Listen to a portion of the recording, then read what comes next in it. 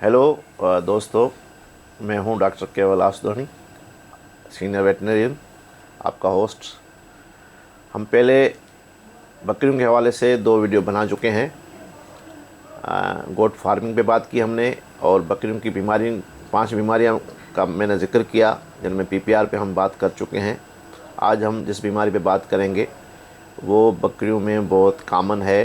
बकरियों और भेड़ों की बात करूँगा। ये दोनों में बीमारियां होती हैं और अपने फार्मर्स जो होते हैं बकरियों पाल हजरात, मवेशी पाल हजरात, उनको बहुत ज़्यादा नुकसान होता है इस बीमारी की वजह से। तो आज हम बात करेंगे उस बीमारी पे जिसका नाम है ईटीवी, एंटीरियोटॉक्सिमिया। ईटी बीमारी, ईटीवी इसलिए कहते हैं, एंटीरियोटॉक्सिमिया वैक्सीन आ जाती है, वी का मतलब है वैक्सीन। बीमारी बेसिकली है ईटीवी, एंटीरियोटॉक्सिमिया। ये एक बैक्टीरियल बीमारी है, वायरल नहीं है, बैक्टीरिया की वजह से फैलती है, जिसका नाम है क्लॉस्ट्रिडियम परफेरेंस। अच्छा, क्लॉस्ट्रिडियम जो बीमारी हैं वो ए, बी, सी और डी होती हैं। ये डी टाइप है।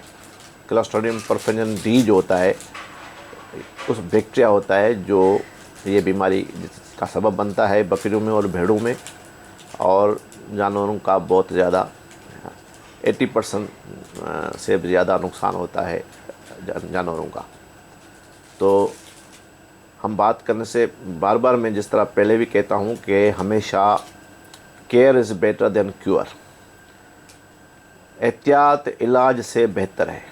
मैं बार बार इस चीज़ का फार्मर्स को, जानवर पाल हजरात को इस बात पे रिक्वेस्ट करता हूँ, गुजारिश करता हूँ कि आप अपने नुकसान को बचाने, अपने आप को नुकसान से बचाने के लिए वैक्सीनेशन पे जाएं। वैक्सीनेशन बेहतरीन तरीका है आपके केयर का।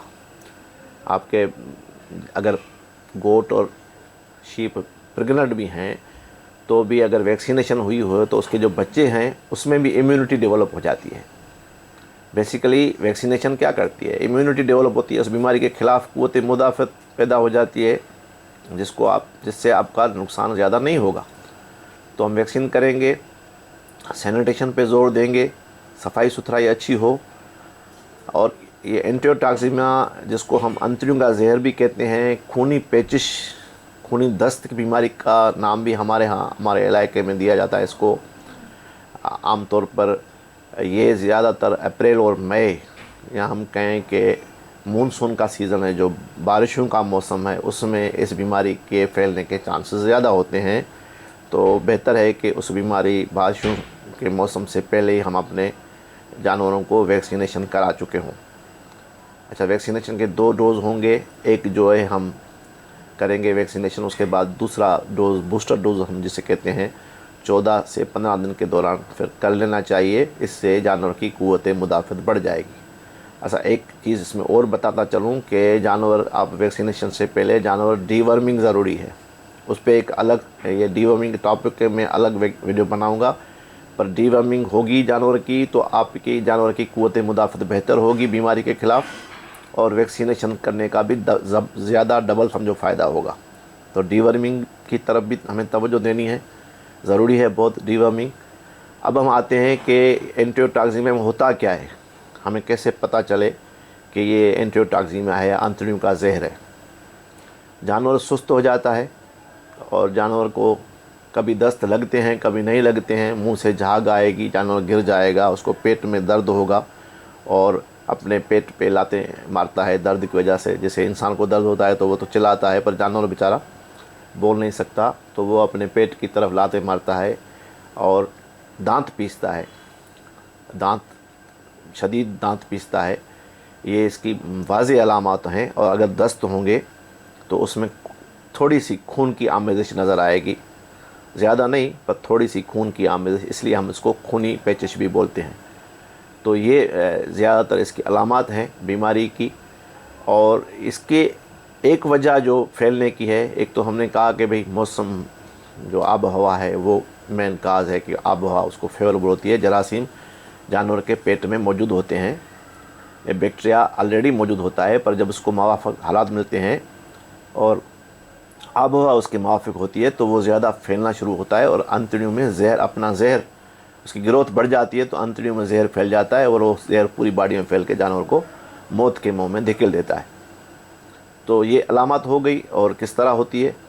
अच्छा, उसके बाद हमें उसकी जैसे ही जानवर को सुस्त नज़र आए या इस तरह की कोई अलामत नज़र आए तो फौरी हमें अपने करीबी वेटनरी डॉक्टर या जानवरों की अस्पताल तक रसाई करनी चाहिए, जिससे आप अपने जानवर को बचा सकें, ज़िंदगी उसकी बचा सकें।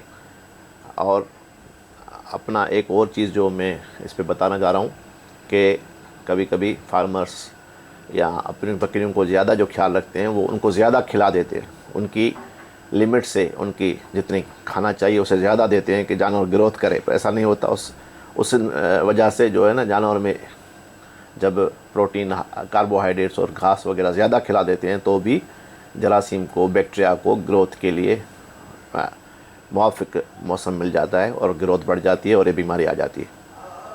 तो ये बार बार मैं इसी बात पे आप लोगों को रिक्वेस्ट करूँगा, मेरा चैनल सब्सक्राइब करें, बेल आइकॉन भी क्लिक करें, जिससे आइंदा वीडियो बनाऊं तो आप तक पहुंचे। और बार बार मैं आप लोगों को रिक्वेस्ट करता हूं कि वैक्सीनेशन कराएं और यही हल है किसी भी बड़े नुकसान से बचने के लिए। फार्मर हज़ार ज़्यादा से ज़्यादा तवज्जो दें। ETV वैक्सीन अवेलेबल होती है इंडोपाक में, इजीली अवेलेबल है, कोई कास्ट नहीं है, ज़्यादा महंगी नहीं है, नॉर्मली अवेलेबल है।